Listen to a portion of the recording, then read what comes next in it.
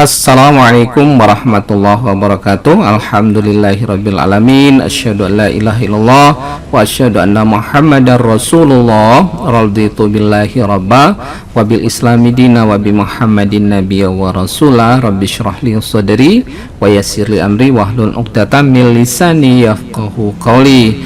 Amat senang berjumpa dengan Anda semua di mana saja Anda berada.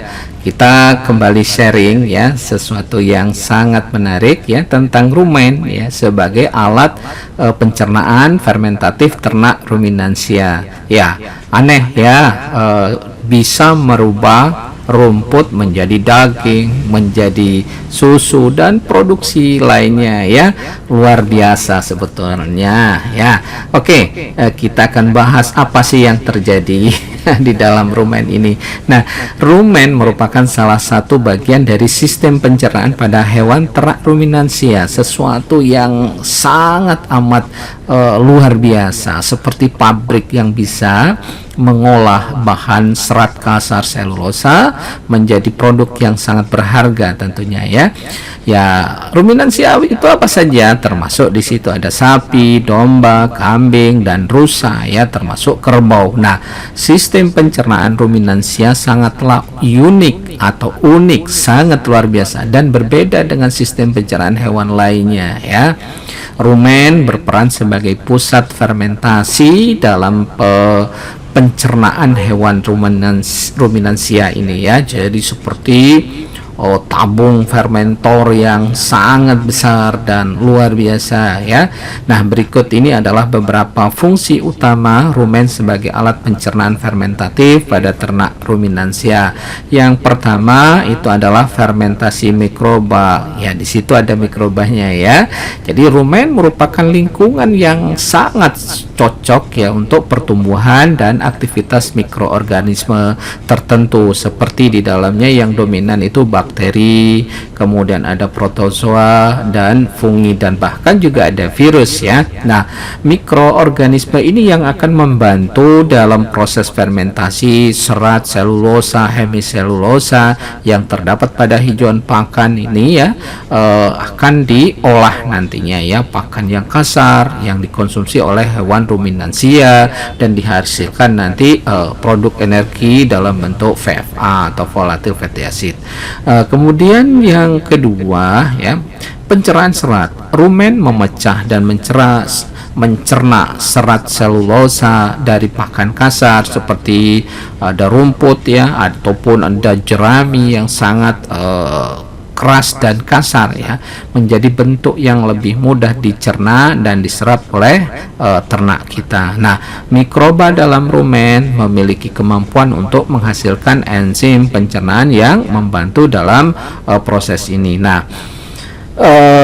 produksi asam lemak atau dikenal dengan VFA selama proses fermentasi ini ada yang dilakukan oleh mikroba dalam rumen menghasilkan asam lemak rantai pendek atau dikenal dengan VFA, diantaranya asam astat, ada asam propionat dan asam butirat.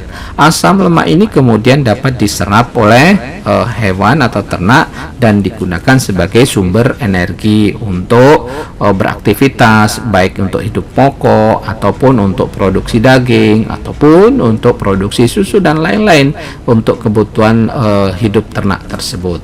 Nah, penghasil vitamin dan protein ya. Mikroba dalam rumen juga dapat mensintesis beberapa vitamin B kompleks ya dan protein yang nantinya dapat digunakan oleh hewan sebagai sumber nutrisi ya. Kemudian berikutnya berfungsi sebagai agen atau tempat detoksifikasi. Rumen juga berperan dalam proses detoksifikasi beberapa senyawa yang mungkin berbahaya bagi hewan atau ternak itu ya, seperti senyawa toksik dalam pakan ya yang terkontaminasi ya. Ini salah satu peran yang dilakukan oleh rumen. Nah, yang berikutnya pengaturan pH. Rumen juga memiliki mekanisme pengaturan pH yang efisien untuk menjaga keseimbangan lingkungan yang sesuai untuk aktivitas mikroba.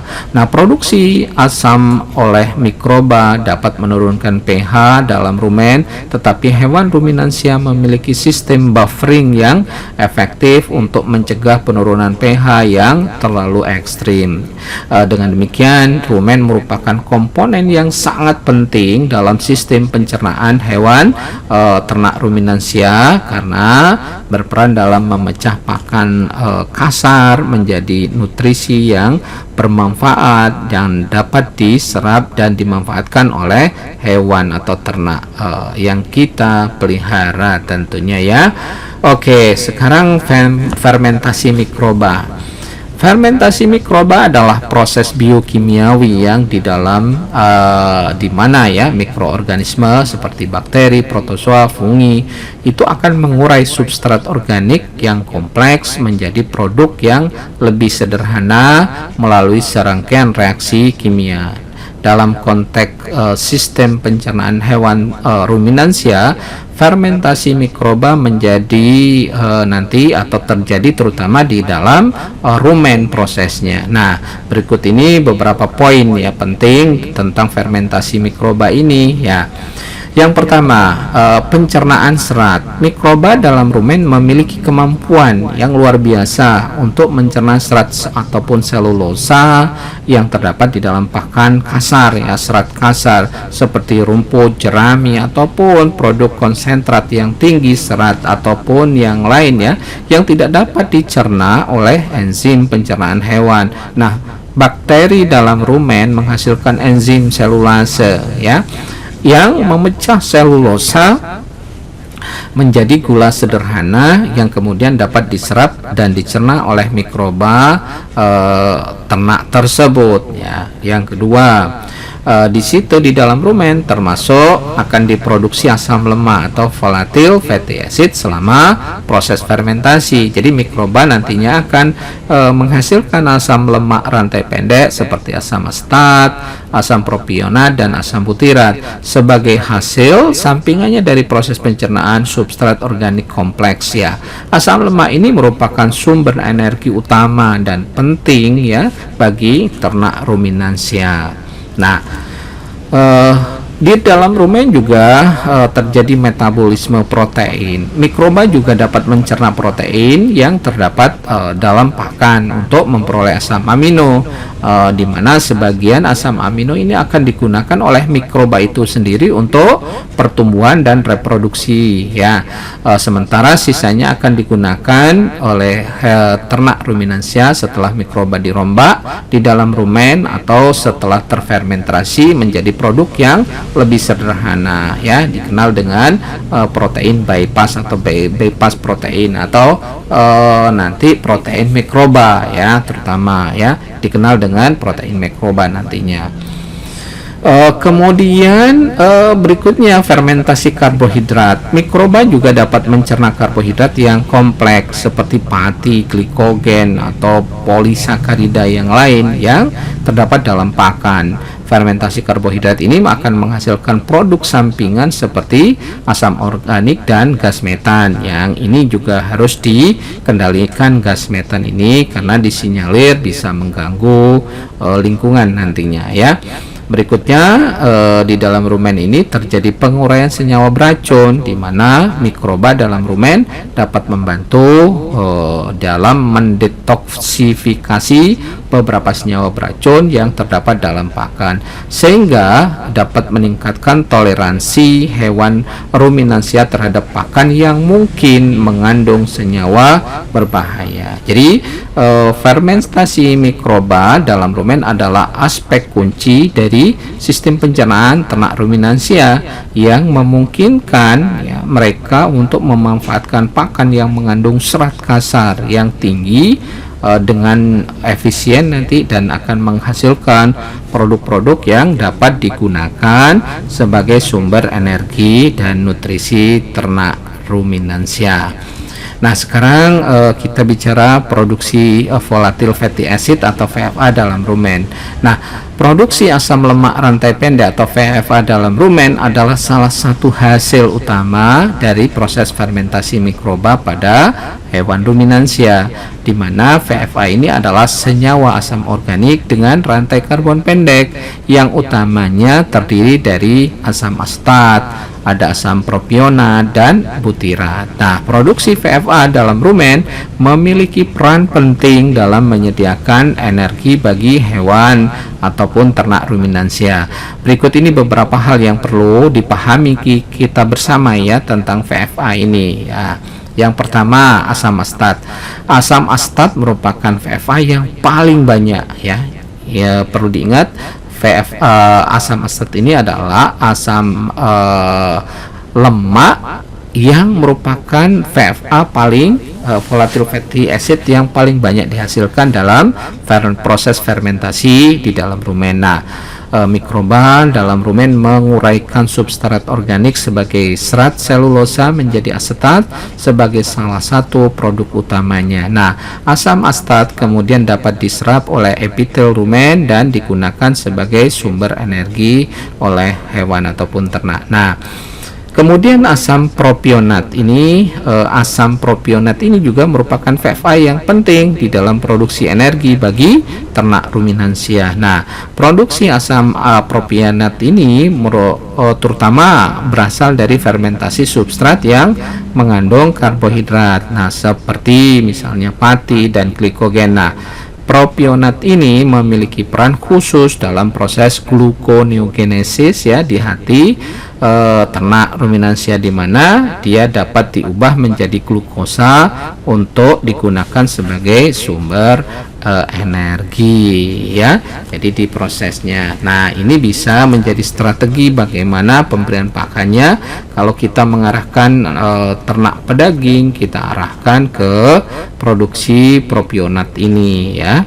Jadi bisa ditambahkan misalnya dalam bentuk konsentrat nantinya kalau kita melakukan penggemukan pada sapi. Nah, berikutnya asam butirat. Asam butirat adalah VFA lain yang dihasilkan dalam proses fermentasi di dalam rumen. Nah, produksi asam butirat terutama berasal dari fermentasi serat ataupun selulosa.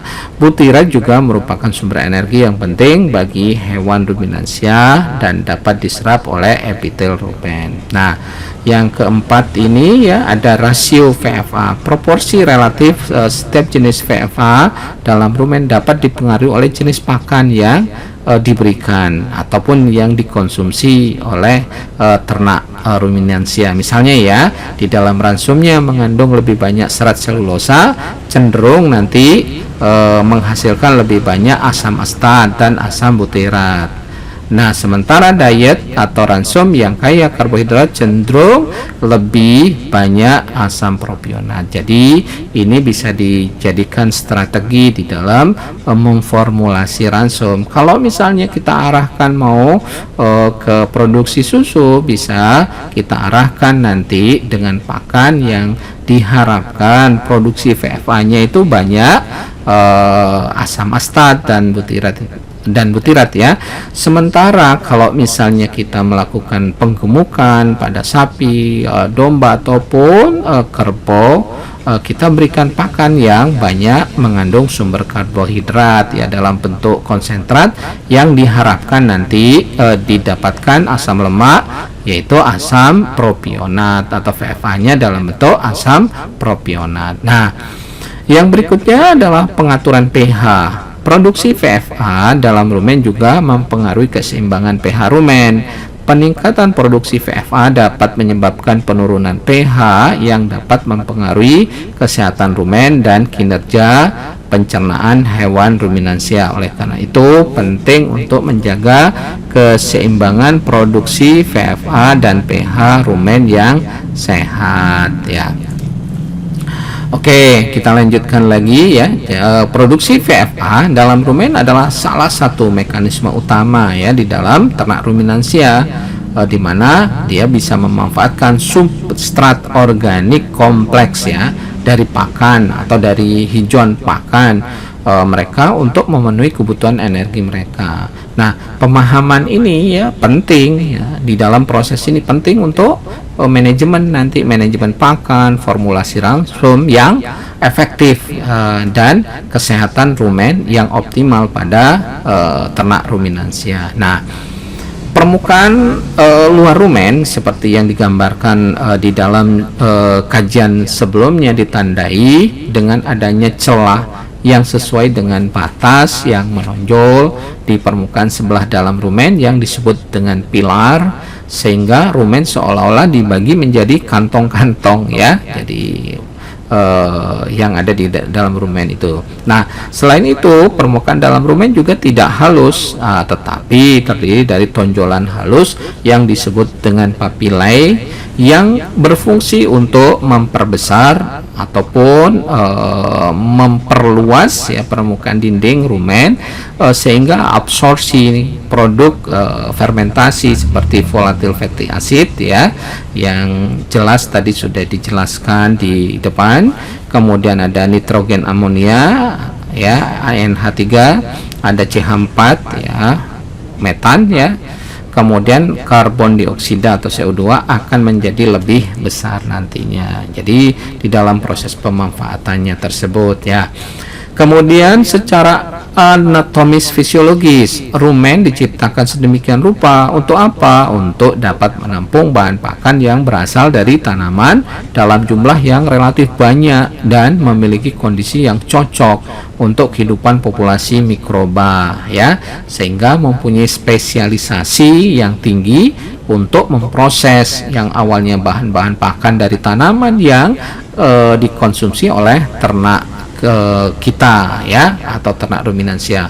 Nah, semuanya atau reaksi yang terjadi di dalam proses fermentasi di dalam rumen karena semua hasil-hasil fermentasi seperti VFA, NH3, CH4 ya, metan ya, dan CO2 terbentuk di dalam rumen itu. Jadi fungsi rumen ya antara lain ya seperti yang digambarkan sebagai tempat fermentasi dan absorpsi, termasuk di dalam proses pencampuran ingesta. Nah, juga membentuk atau mensintesis vitamin B kompleks dan K ya, tempat di mana pembentukan protein mikrobial atau protein mikroba yang merupakan sumber protein atau nutrien bagi induk semang atau alias sapi yang kita pelihara. Nah, konsentrasi asam laktat misalnya dalam rumen adalah tinggi ya, bila diberi makanan yang banyak mengandung butiran atau yang kaya akan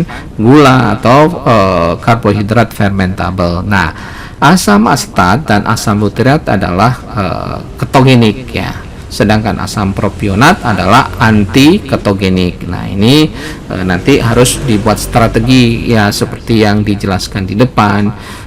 Ternak kita mau diarahkan kemana ya, apakah ke arah ke penggemukan atau produksi susu misalnya. Ini akan menentukan bagaimana pemberian pakan pada ternak kita. Nah, proses pencernaan pada ternak ruminansia lebih banyak ditentukan oleh pencernaan fermentatif di dalam rumen dalam kondisi anaerob ya, hampa udara ataupun ya, jadi tidak boleh ada udara di situ, nanti tidak berkembang. Nah, suhu berkisar antara 38 sampai dengan 42 derajat Celcius dan dengan pH kisaran 6 sampai 7. Nah, kondisi seperti ini dapat memacu pertumbuhan dan perkembangan mikroba rumen sehingga dapat melakukan aktivitas fisiologinya terutama dalam hubungannya dengan fermentasi rumen. Nah, selain kapasitas rumen yang paling tinggi yakni kurang lebih ya 70% dari kapasitas saluran pencernaan secara keseluruhan ya, juga ekosistemnya dalam rumen itu sendiri ya, menyebabkan pencernaan ternak ruminansia lebih banyak ditentukan oleh pencernaan fermentatif di dalam rumen. Nah, dalam hal ini pencernaan pakan secara fermentatif baik bahan kering ya, baik dikenal dengan BK ya, bahan organik atau BO yang terdegradasi semakin tinggi sejalan dengan lamanya proses fermentasi itu berlangsung. Nah, kondisi fisiologis ini memberi makna bahwa pada waktu bersamaan aktivitas mikroba rumen terdegradasi pakan semakin meningkat sehingga produk fermentasi juga diharapkan juga semakin tinggi. Nah, jadi ya waktu fermentasi atau proses inkubasi dalam rumen ya, menurut Profesor Toha Sutardi ya, guru kita yang tercinta, bahwa 3-4 jam setelah ternak diberi makan dapat dijadikan sebagai patokan dalam menentukan pertumbuhan dan aktivitas mikroba rumen dengan mengukur ya produksi biomasa sintesis protein mikroba. Nah, lebih lanjut juga ditegaskan bahwa 1 jam setelah ternak diberi makan dapat dijadikan pedoman dalam penentuan produksi asam lemak volatil atau VFA dan amonia atau nitrogen amonia NH3 ya, sesuai dengan solubilitas dari pakan ataupun ransum yang diberikan. Nah, rumen juga merupakan tempat terjadinya pencernaan fermentatif oleh mikroba rumen, sebab rumen memiliki kondisi atau lingkungan yang sesuai untuk pertumbuhan dan perkembangan mikroba rumen. Fermentasi di dalam rumen juga memberikan kemampuan ternak untuk dapat memanfaatkan selulosa sebagai sumber energi dan non-protein nitrogen atau dikenal dengan NPN ya, sebagai sumber protein mikroba yang nantinya dapat dimanfaatkan oleh induk semang atau alias sapi itu sendiri misalnya ya, di mana mikroba tersebut mengandung berbagai macam asam amino yang sangat bermanfaat dan penting bagi pertumbuhan induk semang ya. Namun di dalam proses fermentasi rumen ini juga dihasilkan produk akhir seperti amonia ya, metan dan panas yang terbuang sehingga merupakan kerugian dari fermentasi dan disinyalir itu bisa mengganggu lingkungan ya. Nah, kondisi di dalam rumen sendiri tidak hanya kompleks tetapi juga bersifat sementara ya. Jumlah pakan yang masuk ke dalam rumen ini akan sangat berbeda selama ternak digembalakan di padang pengembalaan ya misalnya, atau diberikan pakan langsung dengan sistem dikandangkan dengan menggunakan cut and carry, ambil di lahan kemudian diberikan. Nah, sementara jumlah saliva yang dikeluarkan oleh kelenjar saliva dan keberlangsungan aktivitas rumen tidaklah tetap, tetapi akan tergantung pada jenis pakan yang diberikan. Jadi itu beberapa hal ya yang perlu dipahami. Nah, kita lanjutkan ya. Oke, biar lebih mantap.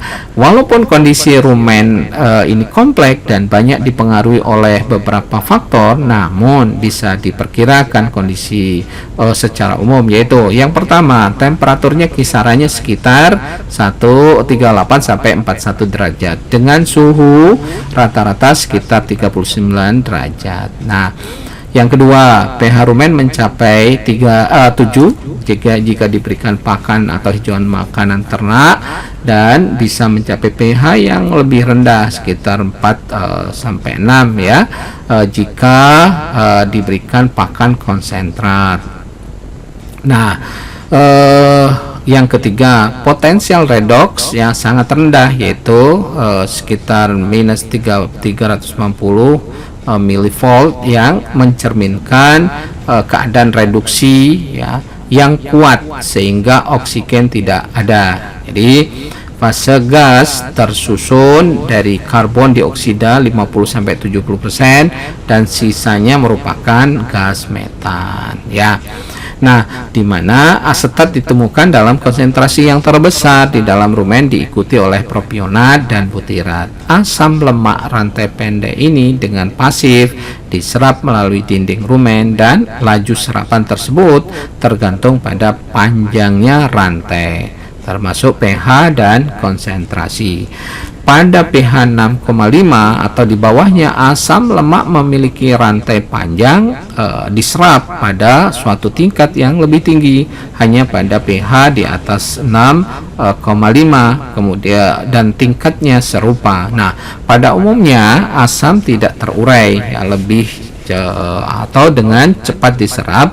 Oleh karena itu, ketika pH berkurang, penyerapan itu akan meningkat ya, dia akan berkorelasi. Nah, ada beberapa keuntungan dapat diperoleh dari fermentasi yang ada di rumen, yaitu ternak ruminansia tentunya dia akan mampu mencerna pakan yang berserat tinggi ya, dan dapat memanfaatkan selulosa ataupun hemiselulosa yang merupakan karbohidrat paling berlimpah ketersediaannya di alam ini sebagai sumber energi utama ya. Kalau beda dengan manusia, tidak bisa manusia dikasih sumber selulosa tersebut atau sumber serat.